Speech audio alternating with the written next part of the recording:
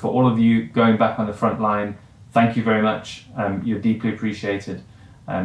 Every single one of you, whether you're a healthcare assistant or an anaesthetist who's retired and coming back in, you're all deeply valued, and thank you very much.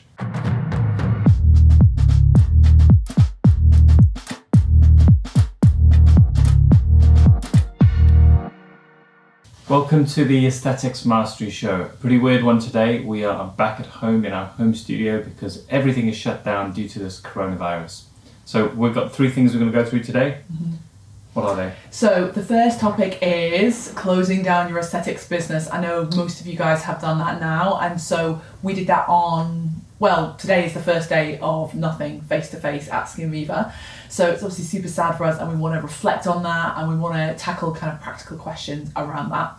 The second topic is all about the rush to the front line. So many of you guys are feeling that tug on your heart to go back and help colleagues in the NHS, etc. Or I mentioned, all around the world you're experiencing that as well. So we're going to tackle that because you've also had the same feeling, haven't you, Tim? So I'm going to probe you on that. And the third topic today is all about fake news, because actually the news has become both incredibly important and quite challenging emotionally. So we're going to go in there and talk about what's real and what's not. Absolutely. Yeah, it's been an unbelievable couple of weeks. It's completely shocking what's happened. It's like we've been hit by an invisible natural disaster which hasn't actually hit yet. So the way I'm actually taking it in myself is a little bit like a tsunami that we all know is coming, and it's very strange knowing what's happening in Italy and seeing our numbers track Italy, but we don't have the disaster situation yet in our hospitals, but it's like it's coming and you can see it in the numbers. So it's bloody terrifying, to be honest. Yeah. So I hope that everyone out there who doesn't quite grasp this does grasp it as soon as possible. I know there are still lots of people who believe in conspiracy theories, and there are lots of people who are basically saying it'll be fine, it's all blown out of proportion and stuff. But it's just, you can literally watch what's happening in Italy and see it coming our way. So. But on the flip side, though, I personally believe that we've got a choice, either do or die. And don't get me wrong, when we closed our business on Saturday, I was not loving life. But on Sunday, I'm literally I've got a choice, I've got to feed my children. So now what's the next step? What's next? That's where I'm at. Yeah. Well, absolutely. There isn't much point looking down and feeling crap about it. You just have to ask yourself, what can I do? So I was thinking about this actually in terms of mental health. As in my work as a GP, I've discovered fairly quickly when you talk to people about mental health problems that one of the biggest reasons why they feel depressed or anxious is because of a focus on things they cannot control. So what does that mean practically? It means take control of the things that you do have control over, because that will give you the mental strength to take on bigger and bigger challenges. So that's kind of what we're doing. The first thing. Tell us about the first thing you did on Sunday morning. Yeah, and I wasn't particularly thinking, let's do a mindset tool or anything. It just flowed out of me. I got a piece of paper and I wrote down, literally, get dressed, put makeup on, have shower, do exercise. And, those things, to be able to do those things and literally tick them off meant the world to me. Make bed.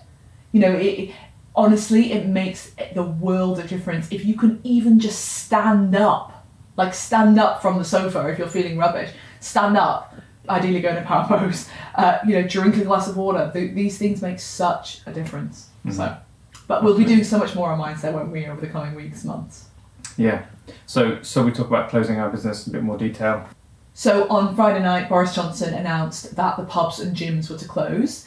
And when you dug into the guidance, it was also said spas, wellness centres, massage parlours. So for anyone who's still wondering whether you should be open, of course that's your own personal decision to make, but we felt that basically meant us without saying it out loud.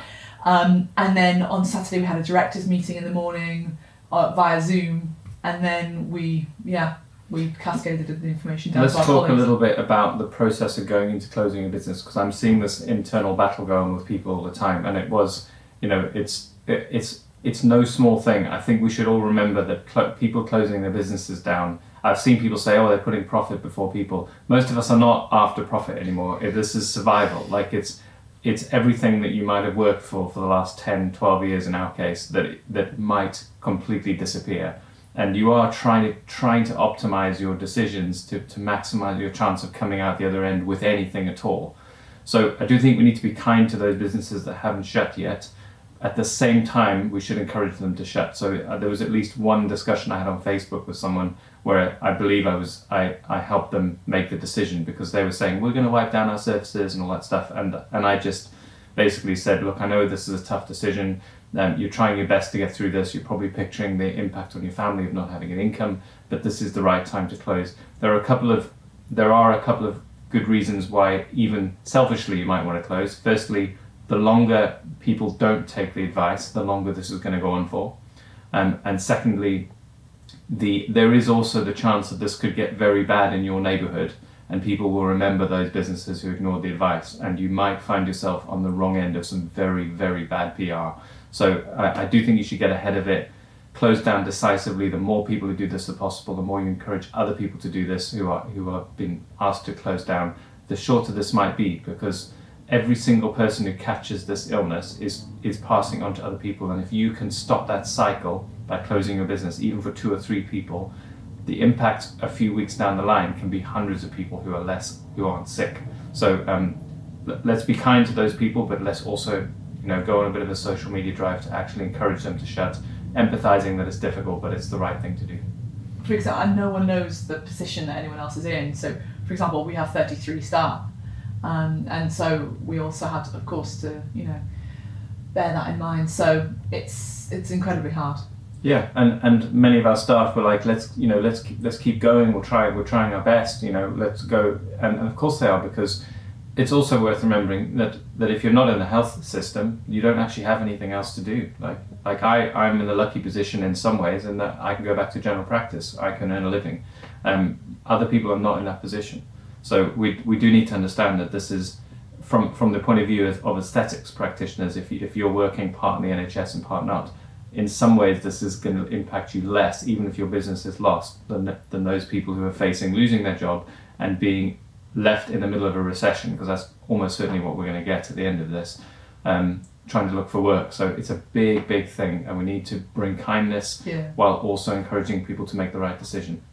So let's segue then onto that topic of going back to the NHS, because I've been obsessively tracking this tidal wave of emotion, because I'm so into mindset, over every single hour this last week particularly. And it felt like at the beginning of last week, so about a week ago, people were, oh God, I don't know whether I want to go back to the NHS. Maybe people were being bullied there, or they had a bad circumstance in their life that they didn't want to be on the front line in the past. But then towards the end of the week, people were really thinking, they had that tug on their heart to actually go back and help. So tell us about your journey. Well, yeah, I mean, initially you're focused on trying to keep what you have together as it's closing down. So it's painful. I felt really awful telling staff. There was part of me that was hoping we could somehow keep something together, but there's nothing left to do. So we are going to have to basically send people home, which without any plan for how they come back, which is really upsetting. So I was really concerned at this, of having to tell people I know depend on the income, that we just don't have an answer. So that was awful. So my mind was on that. But then obviously the news on Italy coming through, and particularly in the aesthetics world, there's the sense of people returning. So yeah, I found it really emotional seeing my colleagues go back, because they're required, and a lot of them going into dangerous situations, and to be honest, so will I be. I'm trying to get hold of better PPE mask in general practice, but it feels like the right thing to do when the country's in a crisis. So I don't think our generation has ever had anything quite like it, and it does feel like a wartime spirit. We've and particularly for healthcare professionals, who essentially we are a tribe. It is different being a healthcare professional, because you're united amongst the worst things that happen in people's lives. Like you are the foot soldiers who try and prevent people from dying unnecessarily. So it's an honour to be part of it, and I'm really pleased I can go back, and I've had that confirmation yesterday that I will be back working on the front line. So it feels great to be able to contribute that. At the same time, it's scary. We've got 2 kids. I don't want to be one of the unlucky younger people who react badly.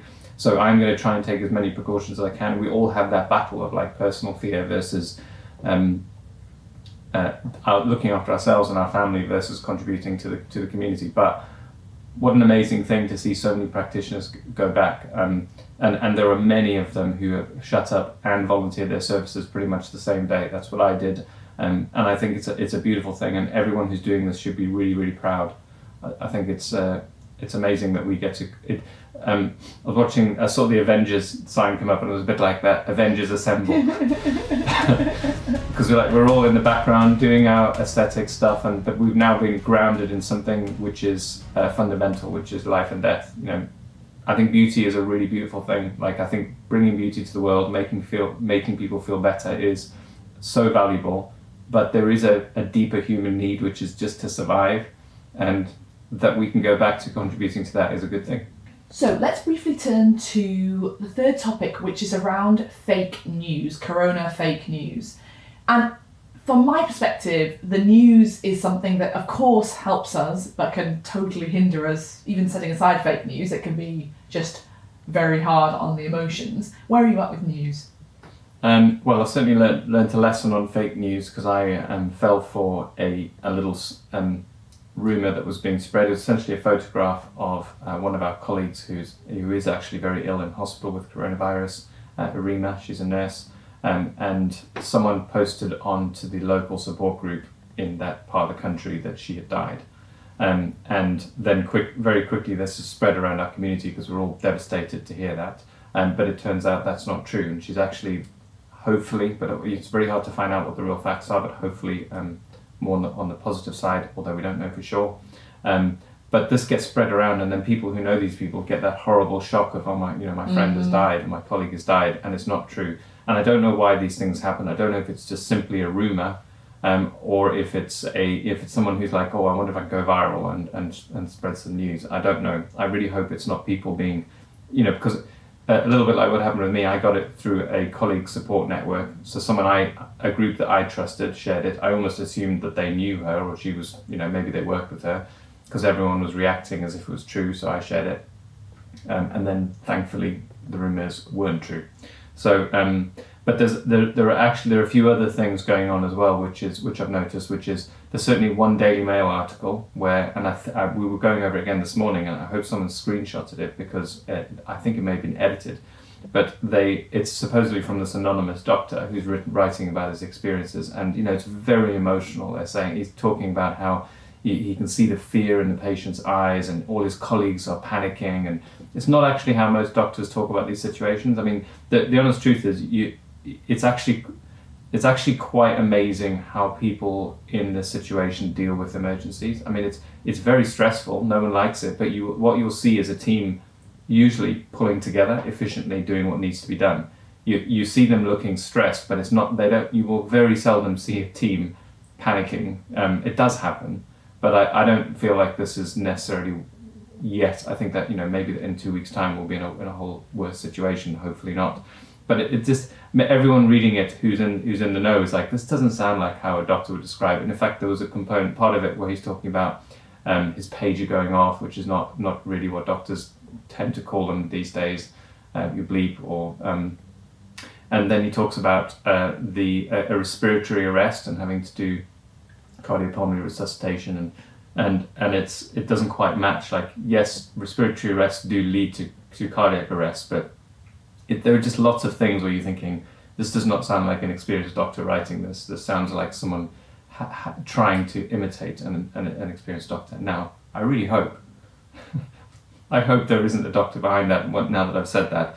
But what I want people to be cautious of, because I've now been burned off, is people are trying to get attention. That people are trying to get attention, particularly, if you think about how the Daily Mail works, most of their revenue comes through the number of clicks they get and the number of people who see the adverts on those pages. So that's how they fund themselves. So they absolutely do want to write things that get your attention. And sometimes those things are valid news, like things that get your attention because they're important, and sometimes they are exaggerations in order to get your attention, and so that they get paid. So they're more advertising sales people than they are journalists, unfortunately, in many of these online papers. So we all now, in this day and age, have an audience, even if it's just our friends, and we all have the ability to trumpet things that, for example, there was something that went around various WhatsApp groups about 24 hours ago, which was about how petrol pumps are very bad for conducting the coronavirus. When I saw that, I mean, maybe they are, I have no evidence either way, but I did wonder, like, is that true or is it scaremongering? So where's the line, and what can we do as people who have a responsibility for truth passing on? What can we do to only pass on the correct truth? Well, the first thing is have a little gap between when you see something, when you accept it as true. Like, that's what I've learned from the situation it's often the hardest ones where it's presented through a friend who you really trust, who tells you the news. They're not lying; they believe it true, and that makes you less likely to question it yourself. So there is now. I've been burned now through that mistake. I'm going to remember it and try much harder to dig deeper before I share something. The petrol pump thing is a great example of. I'm fairly certain that's nonsense, because what's the difference between a petrol pump and a shopping trolley? You might use them on the same day. You're holding them. Where should we go to get the facts? Well, facts is a strong word. I think it's really, really hard to get. You can say what authorities think are the facts, but to actually establish the facts, we've got a long way to go before we know that. But this is where it gets tricky, is because we do need the information, but you just got to try not to share everything that comes your way, and try and interrogate them a little bit. The authorities are important. I do think, like the World Health Organization. That's an authority, but they also have an agenda. One of their agendas is to get people to take this seriously. So I don't think, for example, the report of the 3.4% death rate was caveated with the likelihood that it's going to be much less than that. I think the point of releasing that data was to get people to wake up. Yeah. What about the option of not watching any news, just to keep our sanity? I don't think that's a good strategy when things are changing so fast. I think we need to know what's going on. But at the same time, you might want to limit it for your sanity. So maybe it's an hourly update in the middle of the day, because I don't think it's a good way to start your day with a load of bad news, and it's probably not a good way to end the day either from a mental health point of view, to go to bed trying to digest the news. So maybe it's a lunchtime thing where you catch up, and then you try not to look at it again if it's stressing you out. This is affecting everyone in ways that they're not yet able to fully process, and I don't recommend hiding from it. I think we should know what's going on, but then also take measures to protect your mental health. I'm going to be brutally honest, I ain't watching the news every hour. No way. Do you mean just once in the middle of the day? Yeah, I'm saying, it depends how you're affected by it. I certainly on Sunday went down a rabbit hole, and especially the clips of Italian hospitals got me really stressed out. And then I was like, okay, I need to not do anything, and I went and lay on the driveway and meditated, and I felt lots better. And then Xander came and jumped on my chest, and there was a bit of normality. Our 4-year-old. And then he lay on, because it was cold, and he didn't want to touch the floor, so he just lay on top of me, and we had a moment, which was nice. Gorgeous. So I felt a bit better after that. There's a difference between the data and the anecdotes in terms of how you respond to them, and this is one of the things I find difficult in terms of facts, because anecdotes, from a medical perspective, we know that anecdotes aren't data. You can't tell what's going on from the anecdote, but the problem is, you also don't emotionally resonate with facts. So this is well known also in terms of how people give to charity. If you say there are 1 million people starving, you get less money than if you say this little boy in Somalia is starving. People want to help the individual. It's more real. We understand people. We don't understand numbers on an emotional level. So when they said that 800 people had died in Italy, that's a really terrifying number.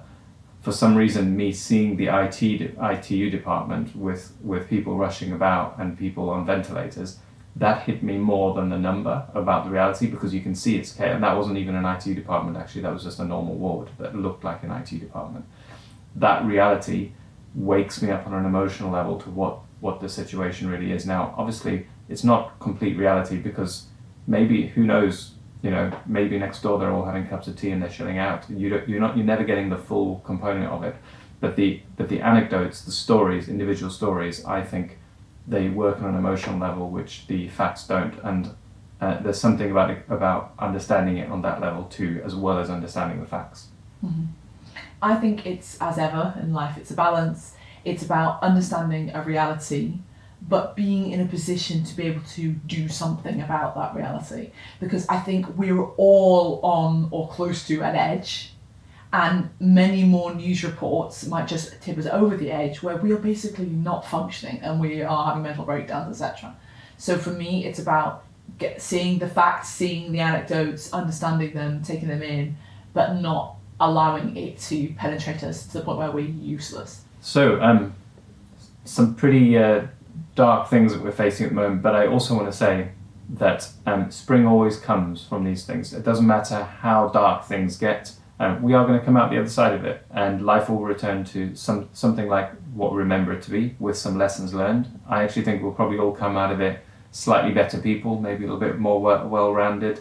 We would have learned something. We'll appreciate things we didn't appreciate before, and there's going to be a lot of good things that come out of this, as well as all the bad stuff we're going through right now. Right, guys, we'll be seeing a lot more of you because we're at home. we've got a camera, we've got thoughts, we've got big hearts, and we want to share everything that's flowing through us with you guys. So watch out for everything that's coming your way, and please do let us know in the comments below if there's anything more that you'd like us to discuss that would serve you. For all of you going back on the front line, thank you very much. You're deeply appreciated. Every single one of you, whether you're a healthcare assistant or an anaesthetist who's retired and coming back in, you're all deeply valued, and thank you very much.